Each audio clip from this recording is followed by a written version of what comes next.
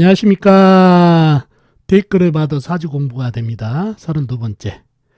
여러분께서 소중하게 올려주신 댓글을 가지고 사주 공부에 도움이 되는 댓글을 골라 동영상으로 만들어 보는 시간. 댓글을 봐도 사주 공부가 됩니다. 32번째입니다. 자, 이번 주에는 어떤 댓글이 올라왔는지 여러분과 같이 보도록 하겠습니다. 자, 첫 번째 댓글입니다. SY리님께서 올려주신 댓글입니다. 좋은 강의 감사합니다. 건명, 경신년, 신사월, 기해일, 계유시 명조에 식상태과 무관사주의나 해중, 간목을 용신으로 삼아봐야 하는지요. 학문성과 문서운, 자식운은 약하고 재물은 배우자 덕은 좋다고 봐야 할지, 사회충으로 인성과 재성이 깨졌다고 통변해야 하는지요. 라는 질문을 주셨네요. 자, 댓글만 봐서는 모르니까 사주를 보면서 보자고요. 경신년, 신사월, 기해일, 계유시에 태어나신 남자분이시네요. 사주에 본인이 작은 흙, 기토로 태어나서 자기 편은 사화밖에 없다는 얘기예요. 그래서 사화밖에 없고 나머지 식상, 재성이 상당히 많은 사주가 돼가지고 사주가 약해졌네요. 그래서 불이 약해가지고 문서운이 약하다. 그 다음에 관, 나무죠. 나무가 약하니까 자식운이 약하지 않느냐. 여러 가지 얘기를 했는데 사해충으로 또 깨지지 않았냐는 말씀을 해주고 용신으로 해중 간목을 잡아줘야 되지 않느냐. 이 얘기는 수생목, 목생화로 해가지고 통관을 아마 보신 것 같아요. 그런 질문을 주셨는데 이 사주는 삼상격 사주예요. 토금수로 이어진 삼상격. 불이 있는데 무슨 얘기냐 말씀하시는데 그 설명을 드릴게요. 이 불이 자기 편이 하나도 없어요. 나무라도 있으면 좋을 텐데 해중 간목은 거의 젖어서 전혀 힘을 못 쓰고 거의 나를 극하는 오행들밖에 없다는 얘기예요. 그러면은 이 해수가 사해충 들어가겠죠. 그러면 이 사화가 그냥 당하냐는 얘기예요. 앉아서 당할 수는 없다는 얘기죠. 살 방법이 있는지를 찾아보겠다는 얘기예요. 그러면은 바로 옆에 보니까 신금이 있네요. 그래서 신금하고 사신합을 하게 되면은 물로 변하니까 본인이 살 길은 사신합을 하는 수밖에 없어요. 그래서 사해충으로 들어오기 전에 사신합으로 변해버리니까 이 사주가 충을 피하고 사신합수가 되면서 이 불이 물로 변하면서 토, 금, 수 세 개로 된 삼상격 사주가 됩니다. 그래서 정격 사주가 됐다는 얘기죠. 사화가 신금하고 합을 해가지고 그래서 정격 사주가 됐어요. 그래서 이 사주는 토, 금, 수 세 가지 운기를 좀 받아야 되고 또 흙기운을 좀 더 받은 게 좀 더 낫겠다는 얘기죠. 그러다 보니까 정격 사주다 보니까 배우자운 그다음에 건강운 안 좋죠. 그리고 이 사주는 식상이 발달됐기 때문에 전문성이라든가 학문보다는 본인의 기술성, 예술성 이런 걸로 가게 되면은 큰 재물은 자연히 따라오는 사주가 돼가지고 재물은 환경에 따라서 본인이 전문성, 기술, 예술성으로 전문성을 갖고 가게 되면은 재물은 질 수 있는 사주가 되겠네요. 정격 사주는 항상 얘기하지만 배우자운, 건강운 안 좋고 본인이 환경이 좋아가지고 뒷받침 안 되면은 상당히 좋은 삶을 사지만은 그렇지 못하면은 밑바닥을 갈 수 있는 뭐 아니면 더 사주가 된다는 얘기죠. 아셨죠? 오늘의 이 사주에서는 사해충을 피해서 사신합을 한다는 거 기억하시면 좋겠습니다. 아셨죠?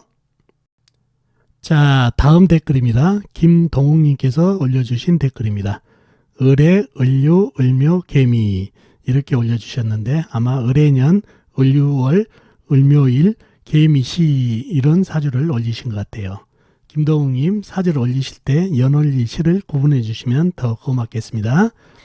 선생님 일지의 묘자를 중심으로 시지에 묘미 한목이랑 월지 묘유충이 있는데 유금은 해수를 생함으로 충은 피하고 이 금생수를 받은 바다 같은 물이 어마어마하게 크다고 보기 때문에 득지득세했다 하더라도 해수가 작은 넝쿨을 물에 퐁당 빠뜨려서 약사주로 봐야 합니까? 아니면 나무의 세력들이 힘이 있어 중약사주로 봐야 합니까? 라는 질문을 주셨네요. 사주를 보면서 설명이 좋겠죠?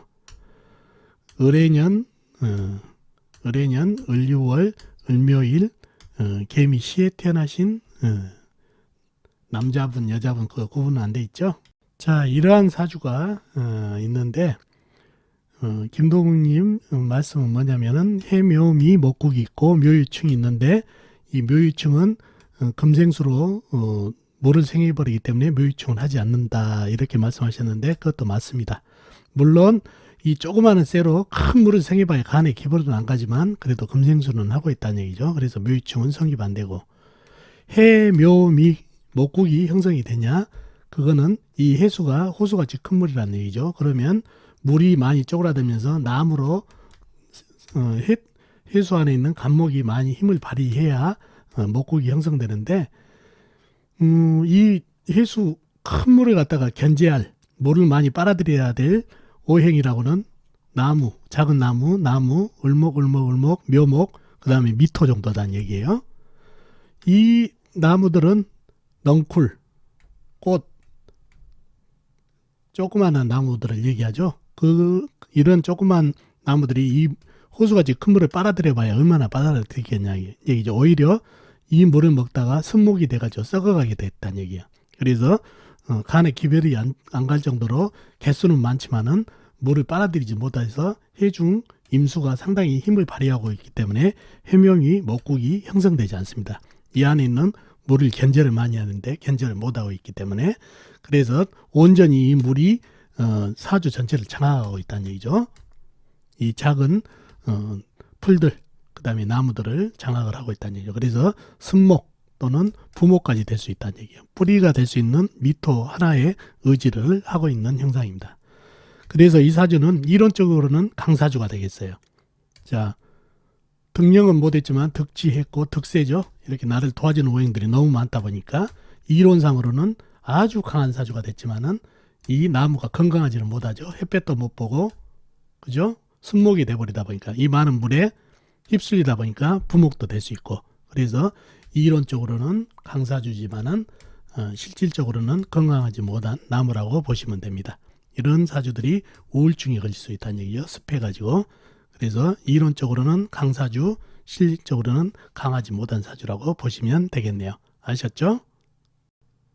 자, 다음 댓글입니다. 안상조님께서 올려주신 댓글입니다. 선생님, 저도 기초 사주책을 공부하고 있는데 신약, 신강 사주 구분을 등령하는 월지가 30점, 일지 20점, 연지 13점 그런 식으로 점수를 합산해 강약을 구분하던데 선생님 생각으로는 사이비로 봅니까? 일간 더하기 비급 더하기 인성을 점수로 이렇게 했는데 쉽게 해서 등령을 했을 때는 몇 점, 득지를 했을 때는 몇 점 이런 거를 점수로 책에서 본 적이 있습니다. 근데 그분 나름대로 사연이 있죠. 뭐라 할까 사주 강약을 쉽게 좀 접근을 해보자고 이렇게 점수로 만들어 가지고 하는 건데 그거를 사이비로 보시면 안 되죠. 그러나 제 생각은 이렇게 월지, 일지, 연지 이렇게 점수로 매겨 가지고 강약을 잡다 보면은 나중에는 이렇게 사주를 자연학으로 못 보고 강약 잡기에 상당히 어려움이 있기 때문에 이러한 방식은 처음에는 좋을지 모르겠지만 나중에는 별로 추천하고 싶지 않은 방식입니다. 그래서 그 월지, 일지 이렇게 등령 득지로 해가지고 점수로 하시는 분도 한 분 있겠지만 저는 권하지 않는다는 거. 예를 한번 들어보자고요. 얼마든지 등령 득지를 못해도 강해질 사주가 있어요. 이 사주를 보자고요. 자, 신해년 개사월 개묘일 임술시에 태어나신 남자분이 있다고 쳐요. 자, 사주 강약을 파악하기 위해서 우선 깊이 들어가 보자고요. 열인물 개수가 4월에 태어나요. 4월은 여름이죠. 여름은 불의 계절. 불은 내가 극하는 계절이기 때문에 실령을 했네요. 실령을 했죠. 그리고 일지를 보니까 묘목으로 내가 생해주는 오행이기 때문에 실지를 했네요. 실지. 그러면 등령도 못하고 득지도 못했다는 얘기예요. 그러나 이 사주는 그러면 약사주가 돼야 되는데 강사주가 됐다는 얘기예요. 왜? 자, 네 편을 찾아보자고요. 물의 네 편은 같은 물이나 아니면 쇠가 네 편이죠. 물을 찾아보자고요. 호수같이 큰 물, 임수, 계수, 호수같이 큰 물, 해수. 이렇게 힘을 보태고 있다는 얘기예요. 큰 물, 작은 물이. 거기다가 쇠는 어디가 있죠? 신금 조그만한 쇠, 그 다음에 사화 안에 경금, 술토 안에 신금이 있는데, 남의 편은 술토, 묘목, 사화 이렇게 남의 편이 있는데 더 깊이 들어가 보면은 이 사화는 사해충으로 바로 이 물이 하는 일은 나무를 생하든가 아니면은 불을 끄든가 둘 중에 한데 나무가 없죠. 아무리 봐도 이 뒤에 묘목 조그만 나무 있지만은 여기는 멀리 떨어져 있고 그래서 생할 나무가 없으니까 바로 불을 공격해요. 그럼 불은 한 방에 가죠. 나무에 생조가 없으니까 이 나무 거의 조그마한 나무라 생조 받으나 마나죠. 그래서 불 하나는 사라졌네요. 그러면은 이 호수같이 큰 물, 작은 물이 이게 쏟아진다 얘기예요. 이 물들이. 그러면 묘목은 부목이 되죠. 거의 떠날라갔다는 얘기예요. 술토? 술토는 불을 뿜은 큰 흙인데 이 물들이 장화가 라서 이쪽으로 하다 보면 거의 진토 같다는 얘기죠. 안 쓸려가면 다행이다는 얘기죠. 그래서 사화 꺼지고 묘목 부목되고 술토 진토 돼버리고 이 어마어마한 물기운이 상당히 강해진 사주가 됐다는 얘기예요. 신령 실지했지만은 이 사주가 약해져야 되잖아요. 신령 실지했으면. 그러나 강사주가 된다는 얘기예요. 요런 사주도 있고. 다음 사주 한번 보자고요. 이 사주는 큰 불이 오하울에 태어났네요. 여름이죠. 여름에 태어났으면 등령을 했네요. 불한테. 그 다음에 일지를 보니까 오화가 또 있네요. 나한테 같은 편. 그러면 득지를 했네요. 등령 득지를 했으면 점수가 거의 50점 이상이니까는 강사주가 돼야 되죠. 그러나 이 사주는 약사주예요. 자, 물기운이 상당히 많죠. 금생수를 받은 물. 그 다음에 작은 물까지 합쳐져서 이 오화 병화가 있지만은 나무에 생조가 없다는 얘기예요. 그러면 이 불은 상당히 열악한 사주인데 물하고 불하고 대립을 하게 됐죠. 나무가 없으니까. 그러면 불하고 물하고 전쟁을 하게 되면 나무에 생조가 없는 불은 당연히 지게 돼 있죠. 그래서 이 임수가 쏟아지면 이 촛불 같은 거는 한 방에 꺼진다는 얘기예요. 그러면 뿌리를 잃은 병화는 인병충으로 바로 깨진다는 얘기예요. 자, 이 사주는 등령 득지까지 있는데 약사주가 됐네요. 이렇게 물론 그 등령 득지를 하면은 강해질 사주, 등령 득지를 못하면 약해질 가능성이 있지만 그게 다 아니다는 얘기예요. 이렇게 오행의 흐름, 그 다음에 오행의 질을 보면서 사주 강약을 잡는 연습을 해야 그만큼 오류가 없어요. 그래서 저는 점수로 하는 거는 반대합니다. 제 수업 방식은 그러거든요. 항상 사주의 형국을 제대로 읽어서 사주 강약을 읽는 버릇을 해야 된다는 얘기죠. 그래야 사주가 는다고 생각합니다. 아셨죠? 자, 이상으로 오늘 이번 주 댓글은 여기까지입니다. 어떻습니까, 여러분? 도움이 되셨나요? 도움이 되셨으면 좋겠습니다. 다음 시간에 뵙도록 하겠습니다. 안녕히 계세요.